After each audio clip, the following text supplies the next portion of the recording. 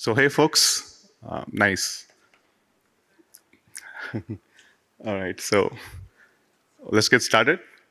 So my talk today is going to be about concurrency, right? So before I start, just a quick show of hands. How many of you have written concurrent code using threads or fiber? Wow, that's a lot. I think my work is done. Thank you so much. No, I think there are others who, still need to know. Awesome. So before we start, we need to know like why we are talking about concurrency, right? So if you look at the chart at the left, over the last 10 or 20 years, you see the CPU, improving a lot, right? So we went from 1 gigahertz to 4 and 5 now, we're exceeding it. The CPU power has been improving. The hardware that you use is really awesome these days. But most of us are not really writing a lot of concurrent code, right? So here's a rough chart on the right side. It is not very accurate, but when you're running code that is not concurrent, you're probably just utilizing 25% or 30% of your computer, right? Depending on what type of CPU you have, right? Because if you have a quad core, you're only running one core, and the others are still, not used efficiently, right? So if you want to use your resources efficiently and get up to speed, it's good to explore concurrency, right? So today I'm going to be talking about all these features that Ruby offers for concurrency and parallelism, like threads, fibers, and Ractors. It's just a getting started kind of a thing to demystify for others. Right? A little about me. So I work for this company called Rails Factory. I'm a consultant there, and I've been working in this industry for 13 plus years. I am mostly Ruby/React coder, right? And before this, I was running my own startup, a very small consulting company for almost 6 years. And then I quit to pursue my passion for teaching and helping people, right? And thank you. And during my free time, I also love attending conferences, meetups, and I organize meetups for this local community in Chennai. And you can find me as Magesh on social media, Twitter, Mastodon, many places, LinkedIn. So this is me, wife, and 1-year-old daughter. This is my work team at Rails Factory. This is just the people that we have in Chennai city alone, not including people from other cities or other countries.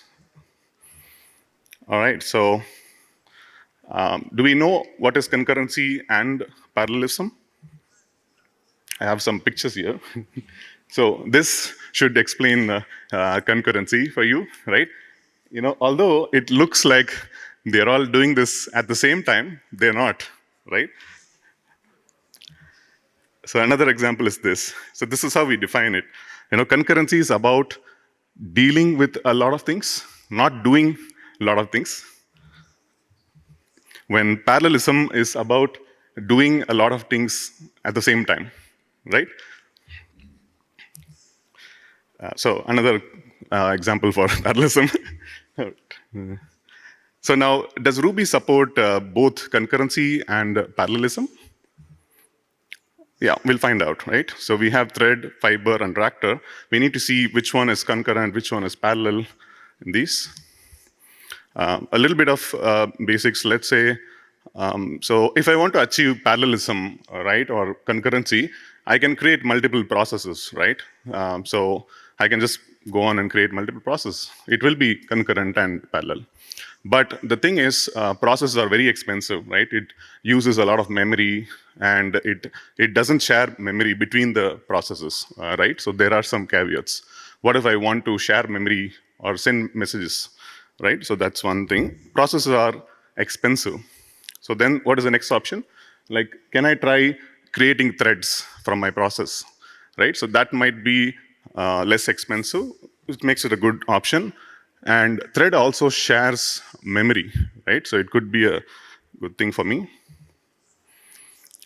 So using threads in Ruby Can we achieve concurrency or parallelism? Concurrency, yes. Parallelism, not so much. So here I'm talking about the MRI Ruby, not the JRuby, because in JRuby it might still be possible, right? So in the MRI Ruby, we have the global interpreter lock that doesn't allow parallelism, which means if you have multiple threads, the GVL only allows one thread at a time to execute, right? So it will not allow multiple threads to work in the same time. So let's look at a simple thread example. Yeah. Okay. So let's say I have a very simple code to showcase this. So let's say I want to make some few API calls to maybe process some data from that, or it could also be like, scraping from the web.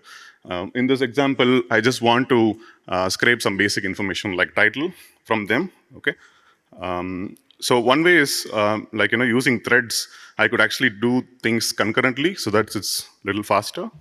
Okay, just a simple example where we can use nokogree to scrape the title. And this is what I would normally do, right? So thread.new is the syntax that you would use. And I can create one thread for each API. I can run it simultaneously, right?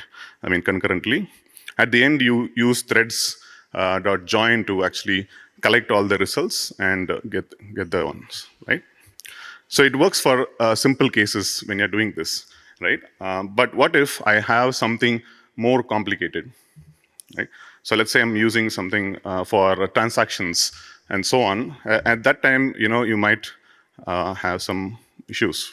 Like for example, let's say I have two bank accounts, A and B, and I deposit some money, like $1,000 maybe, and then I want to simulate this multiple transaction happening at the same time using multiple threads, right? So I just run a loop, create multiple threads, and I'm trying to transfer from account A to B, say $50, right?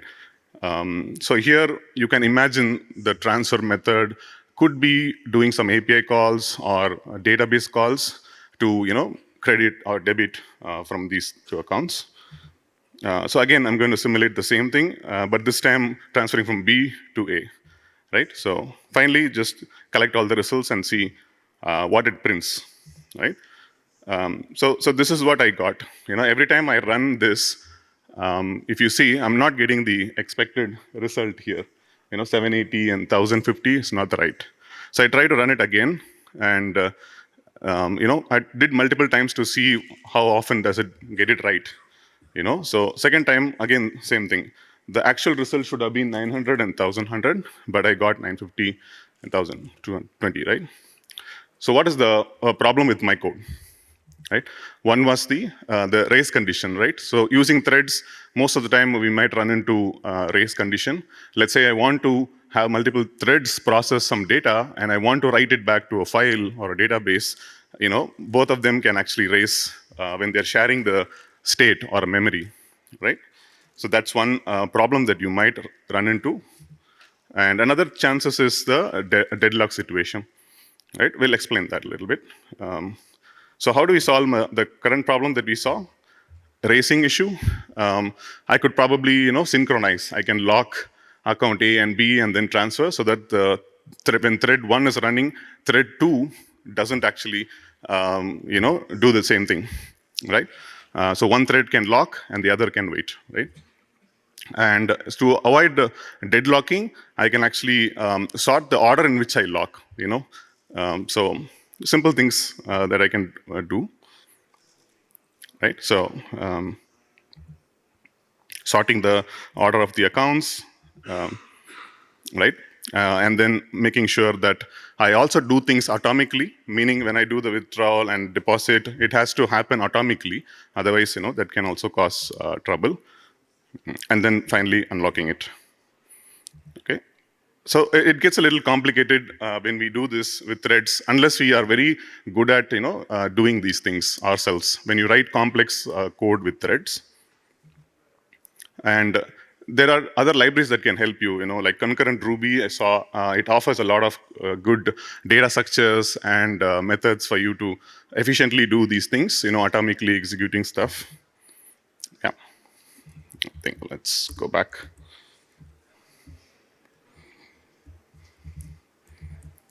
To my presentation. Yes. So, yeah. So I tried some basic API calls, just to show how it is done, right? So when I'm running it sequentially, those API calls were able to return in like 2.5 seconds. But when I'm doing it with thread, I was able to do the same thing in 0.14, seconds. So threads can definitely save time when I'm running a script that is going to do some I/O related, operations. And what are the problems with threads? Threads is good. It can definitely help you do things concurrently for I/O bound activities, right? But the problem is you need to learn to synchronize or use the mutex, lock, and etc. And you have to also be wary of the race condition and deadlock, right? And especially when you're writing to a file or when managing multiple threads, there is this problem of data inconsistency that can come up. We need to manage that as well. And then not to mention the context switching, which makes threads little expensive because here the operating system is involved to make the context switching from thread 1 to thread 2, right? So, which is still good. So now the next option in this is fibers, right? So let's look at what fiber can do. Okay, so this is a basic syntax that you might use for fibers, right? Fibers are, you can think of it like coroutines, lightweight threads sort of. So you can create as many fibers you want by using this syntax, fiber.new. Within a do block, you can put your actual code, whatever you want to do. And then here, the context switching happens at the developer side. Me as a developer, I have to make sure that I pause a particular fiber and then do the context switching, right? So when I make one API call, I could actually pause while the system is waiting for the results to come, and I can move to the second fiber, right? So using fiber.resume, I can again go back to the old fiber to complete the task, right? So are fibers better than threads? Let's see. Yes. So creating 100 fibers a lot faster than creating 100 threads, right? And the context switching is not happening at the OS level, so it makes it less expensive when compared to threads, right? So it's okay if you're handling multiple, couple of threads that might be good to go, but then when you're dealing with hundreds of them or maybe more, fibers could actually be a very good use case. Let's quickly look at a fiber code.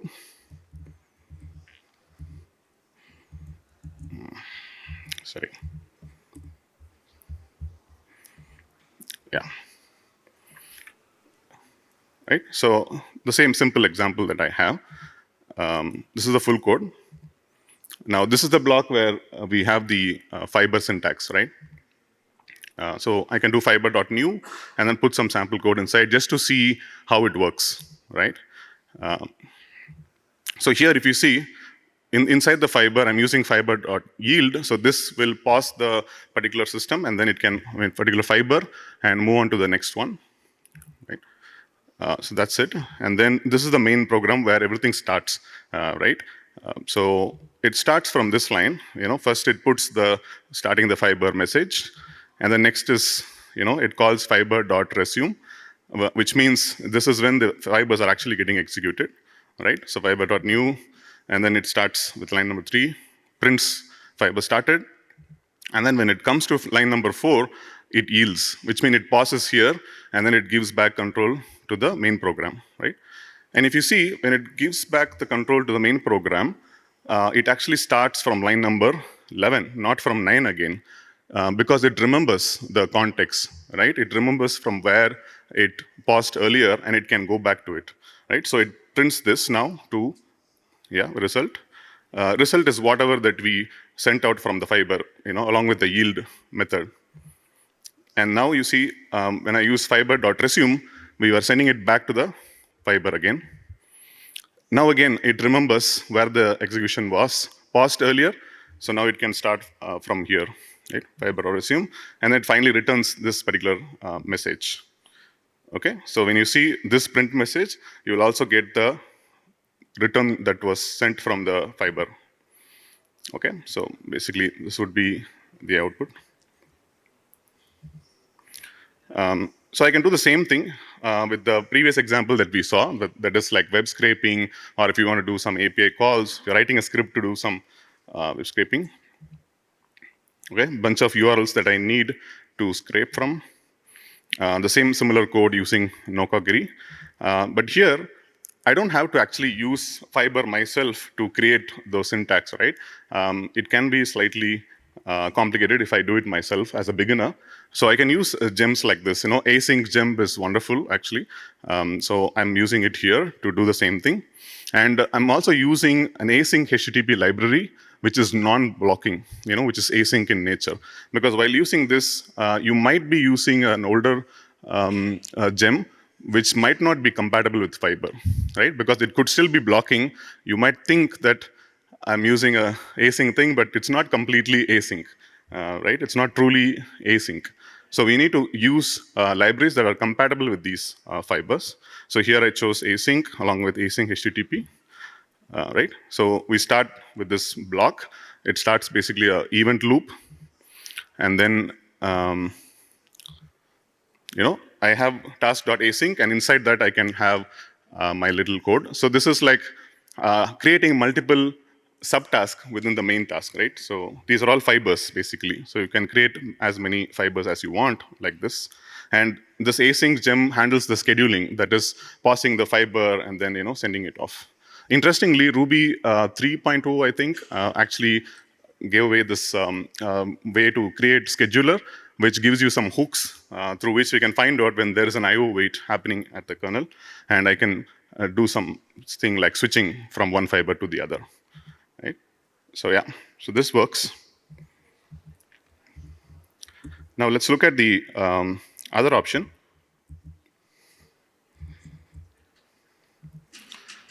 Yeah, okay. While running the fiber, same thing here. So I ran some 60 different APIs. And here also we could see a very good improvement when compared to sequentially running it versus using fiber for concurrently doing things, right? Using the async gem and so on. Right? So it came down from 6 seconds to 3.8 seconds, which is good. This is the gem that I was talking about, async. I think there's another talk today by Bruno, I think, about this. So if you're interested, you should check this out, async. So this gem also gives you these other tools that you can work with. Async HTTP I've used is a non-blocking, calls, HTTP calls. There is also async RSpec. If you want to do, concurrently run your RSpecs to make it faster, you could use this. And there are a bunch of other tools that you can also explore for sockets and all. Now, what is the catch with fiber?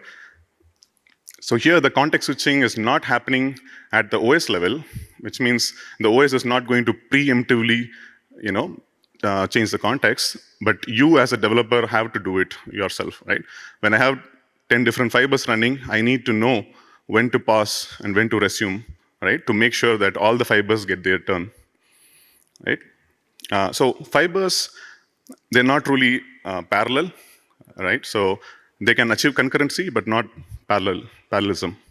And one more problem that can happen is basically starvation. That is, when I have two fibers, one of them is running, the other one is just waiting for it to yield control, right?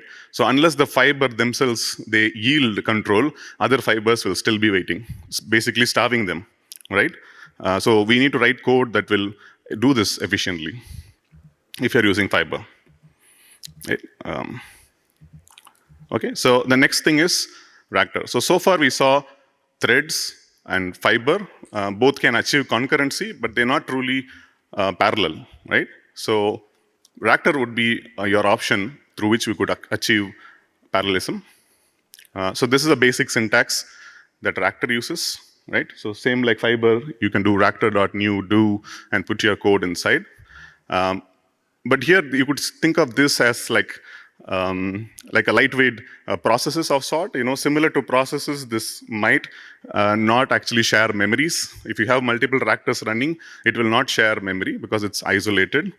Okay. But we have a way to pass messages between the Ractors. So one Ractor can talk to the other by using send, receive, or yield and take. Right? So this way you can do it.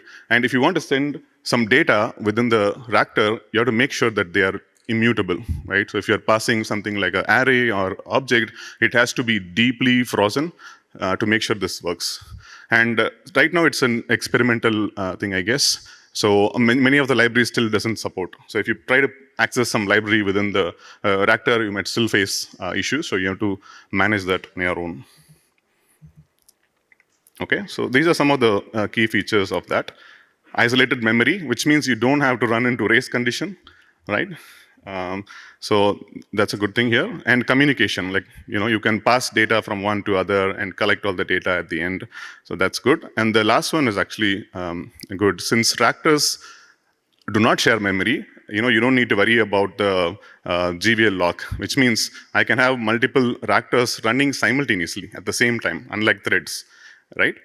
But although Ractor has a Ractor level lock, which means within a Ractor, I can still only create one thread, run only one thread. Can't run multiple thread within a single Ractor.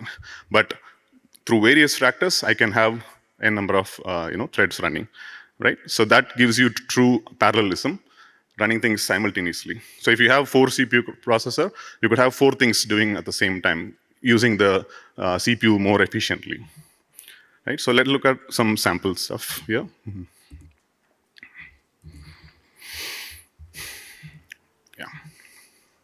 Yeah. So let's say for the case of this example, I have to process a CSV file which is large. Okay, I have a lot of data in it. So here in this example, I'm just generating some dummy data for us to just simulate this. Okay, but in an actual scenario, you could have a CSV that you need to process, which has some data. Maybe you have to calculate some price, or maybe do something more CPU intensive, right? So here in this basic example, I'm just trying to do some price calculation and etc. Okay, so this is what I might do. I can just put a Ractor.new block within which I can send the data. So if I have millions of rows in my CSV, I can just divide them into chunks of data, and then each chunks can be sent to one Ractor, right? So if there are multiple Ractors, multiple chunks can be sent to them and processed simultaneously, allowing you to actually do things faster. All right, so this is that. So here, you see receiving a chunk. The Ractor receives the chunk of product here. Okay, and then after finishing the execution, it will actually yield, sending you the data, the processed data at the end, which can be collected towards the end to print the result here, right? Yeah. So here we actually concat, and we get all the end result. Okay, so that is that. Going back to my code. So this is what I did. I actually tried processing a CSV, but Ractor might be good for CPU intensive task, but it's not actually good for the IO intensive. So which means here when I'm reading the CSV, it's not actually helping there, but it helps me in processing the CSV data, right? So I created a CSV with millions of rows and did some calculation on that. Here we could see the execution difference, right? At the bottom, you see SQL execution was 4.7 seconds and Ractor execution was 1.6 seconds, right? So these are just basic, simple examples that I'm showing you. But imagine if you could do this for your actual task, a complex task that you're running. Let's say you want to migrate a database, or you want to do something with data. You could use fibers or threads very efficiently to do things much faster rather than spending hours into doing such tasks, right? Yeah, so this could give you like 2x, 3x performance, which is really good. And problems with Ractor will come because of the isolated memory. right? So sharing data is difficult because you have to make sure that they are truly immutable, right? So Ractor does give you options to make, copy data or maybe make it immutable. But you still have to, work with that. Otherwise, you might see errors like, you cannot share data, something like that gets thrown back at you, right? So limited objects that you can share. Many of the gems are not compatible, but I'm pretty sure that things will change, and we will see a lot of gems doing this. Right? Yeah. So that's about the whole concurrency thing. So with threads, fibers, and Ractors, what do we use? So threads and fibers can give you concurrency. You can choose. So if it's just like a handful of threads that you want to create and do something concurrently, you're good with that. But if you want to do more than that, the operating system doesn't allow you to create a lot of threads like that, right? And it's difficult to manage them also. The context switching becomes very expensive. Memory is a problem there. Right, so threads will get difficult at a point when fiber can actually help you. You can create just hundreds and thousands of them without a problem. Ractors can be used for CPU-intensive tasks, right? When threads and fibers are used for IO-intensive, like reading from a file or sending DB calls or network calls, your system is basically waiting, right? If you're writing sequential code, the system is just waiting for the API to return something. So here you could just use the time to concurrently process more. Yeah, that's about it. Thank you so much, folks. You can connect with me at iMagesh.